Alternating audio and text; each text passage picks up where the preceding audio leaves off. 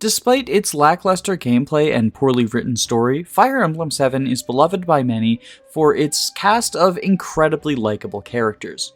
Whether it's the femboy Lucius, the edgy Raven, the kind and naive Nino, or the strangely incestuous Priscilla, there's something in this game for everyone. Today we're going to be talking about a member of the cast that I feel is overlooked, and that is Legault. Legault is Blazing Blade's second thief, putting him at a bit of a disadvantage as he joins after most of the good stealables and doesn't have especially good combat, so he's unlikely to be frequently deployed. Unlike his counterparts Matthew and Jafar, he doesn't have a significant role in the story, although he is apparently significant enough to revive himself if he dies before Four-Fanged Offense. Some people claim that this is an oversight, but personally I think it's just proof that bisexuals are immortal.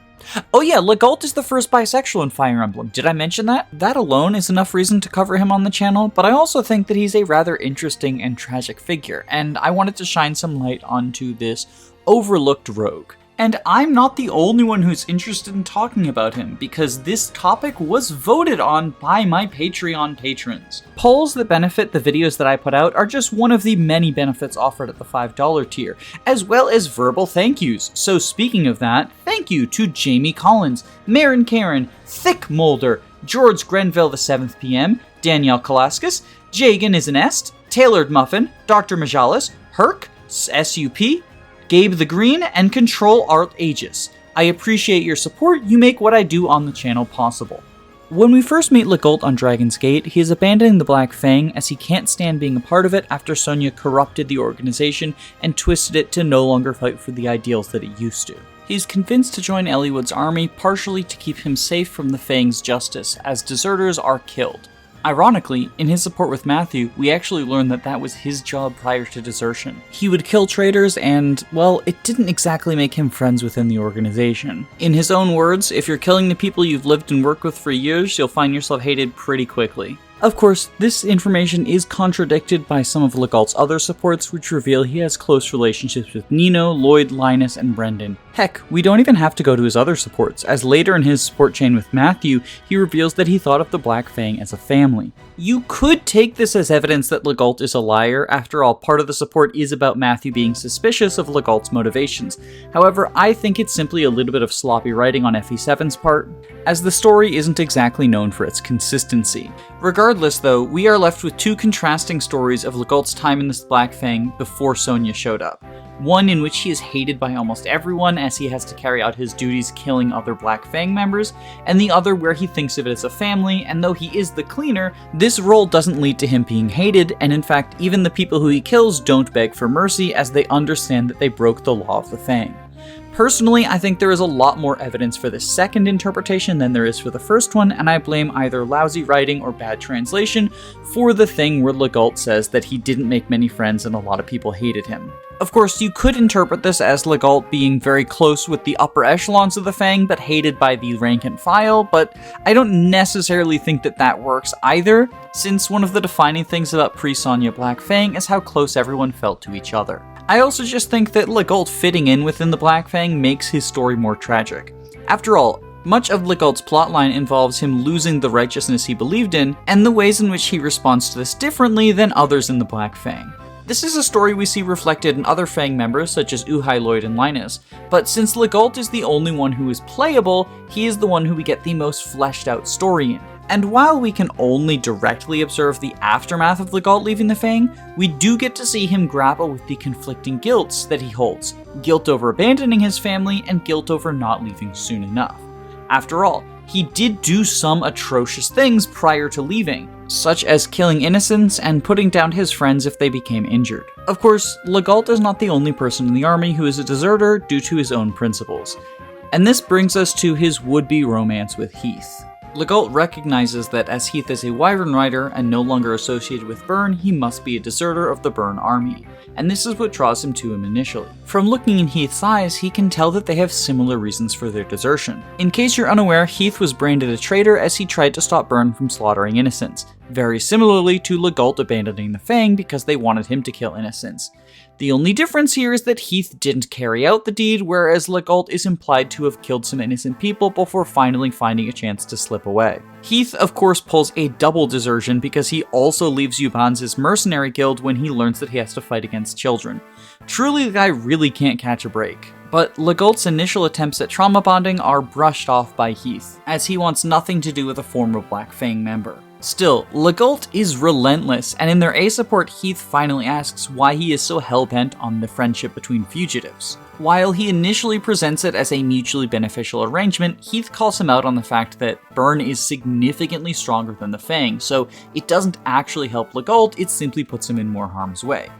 Legault then admits that it is actually because he is in love with Heath, although when Heath does not reciprocate these feelings, Legault immediately pretends that this is a joke. Now, in anticipation of the attempted by erasure of people saying that this was just a joke all along, I feel the need to point out that Legault has a habit of failed romantic confessions that are followed up with haha, I was just joking. This pattern of behavior does not feel like a running joke, but rather him testing the waters and then pretending that he was joking if he faces rejection. He does this with Heath, he does this with Matthew, and arguably he does it with Isadora as well. Isadora is Legault's only possible paired ending, and it's a heart-wrencher. Their relationship begins with Isadora requesting to spar with Legault so she can better learn about the Fang's techniques. He is hesitant since he isn't really a fighter, and eventually shows her that since they're assassins, they resort to trickery. He believes himself to be outclassed by her in a fair fight, and shows the various ways in which he would even the playing field. For example, by securing her sword to the scabbard in such a way that it can't come out. Isadora also asks Legault about the structure and culture of the Fang under the mindset of know your enemy. Throughout the course of these events, Legault becomes smitten with her, but when he expresses his feelings, he's able to detect that she has feelings for someone else. For those who are not aware, Isadora is Harkon's wife. Although they have a very complicated relationship, I think that it would be akin in modern terms to separated but not yet divorced. Regardless, her feelings for Harkon are stronger than her feelings for Legault, and they go their separate ways at the end of the game. They remain in each other's hearts, and sadly, all of that talk of dueling was foreshadowing as they eventually meet on the battlefield. The epilogue doesn't make it clear which one of them comes out victorious, but it is heavily implied that one of them has to kill the other one, and yeah, that's tragic. But sadly, this isn't even the first time that Legault was placed in a situation where he had to kill one of his would-be lovers. While we are never made privy to the full details of their relationship, it seems pretty clear to me that there was at least one-sided attraction between Legault and Lloyd. If Legault fights Lloyd on Cog of Destiny, he desperately tries to talk him down, explaining that they didn't kill Linus, and that he doesn't understand why Lloyd is still fighting for the Black Fang after everything that happened. Unfortunately, his pleas fall on deaf ears, and Lloyd does end up needing to get killed by Eliwood's group. While this could be viewed as platonic love, after all, Legault has expressed he views the Fang as a family, the fact that Legault says that Lloyd is handsome even as a morph makes me think that Legault is attracted to Lloyd. Since Lloyd refers to Legault as old friend rather than a more romantic term, I think that it is likely this is yet another case of Legault falling for straight men. But regardless of whether the feelings were one-way or two-way, it is yet another instance of Legault getting heartbroken. The poor guy can't catch a break. All of his romantic relationships just fall apart. But this is where it gets worse, because it's not just his romantic ones that end in tragedy. Let's talk about Nino.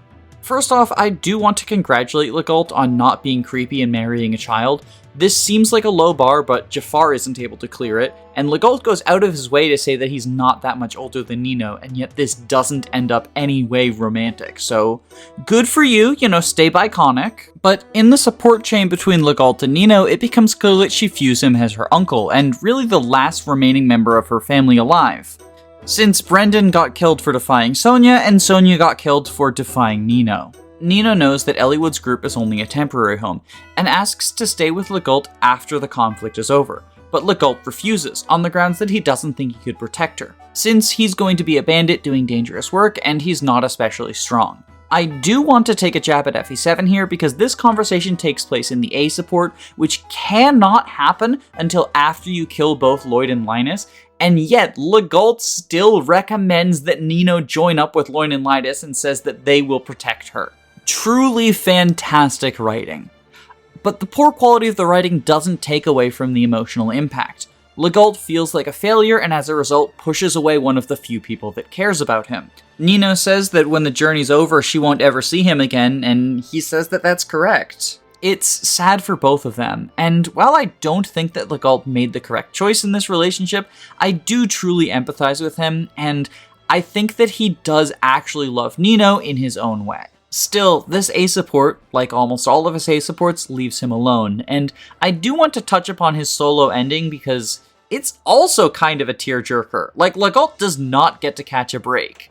If Legault isn't killed by Isadora on the battlefield, then his fate is to wander around for the rest of his days, helping former Fang members in an attempt to ease his own guilt and pain. The implication here is that he never truly escapes his trauma and guilt, and instead wallows in it for the rest of his life. It is, of course, up to personal interpretation how much of that is his own fault and how much of that is the fault of the shitty events that happened to him, but regardless, it is still sad, and that's kind of all there is to Legault, is just tragedy after tragedy after tragedy. He lives a life full of heartbreak, and then eventually he dies. From doing this deep dive, I ended up liking Legault, and I think it's a shame that a lot of this characterization is hidden behind supports that most players aren't going to see. That's true to an extent of every GBA character, but I think doubly so for thieves, since they often don't get deployed if there's not chests around. While the writing around him does bear that FE7 sloppiness, the events that Legault goes through are tragic enough that I do feel heaviness in my heart, and that's definitely one of the hallmarks of a good tragedy.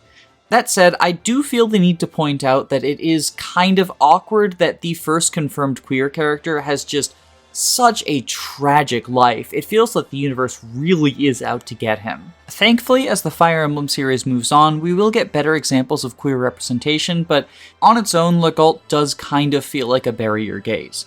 To be clear, I don't have a problem with a gay man having a tragic life, or any queer character having a tragic life for that matter, but the fact that this was the first confirmed queer character in a 7-game-long series makes this stand out to me as a little bit egregious. Regardless, thank you for watching this video to the end. If you enjoyed it despite the downer nature, then I would really appreciate you clicking like, as it helps boost things in the algorithm. And while you're down there, double check and make sure you're subscribed so you don't miss any future uploads from me. Unless you don't want to be subscribed, in which case that's also perfectly fine. But make sure you have a wonderful day regardless, and stay safe, gamers.